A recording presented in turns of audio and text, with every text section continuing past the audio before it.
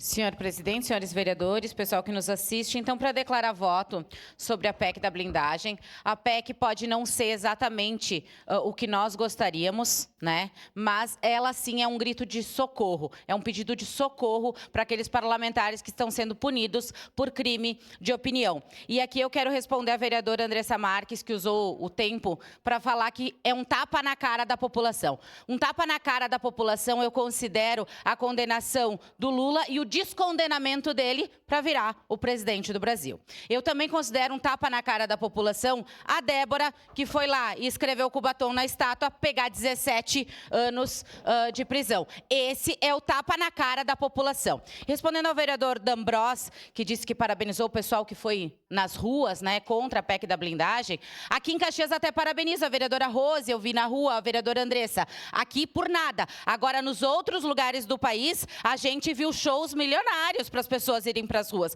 Então, não acredito que tenha sido pela PEC da blindagem. E como o vereador Caleb falou, a questão do STF, né, vereador?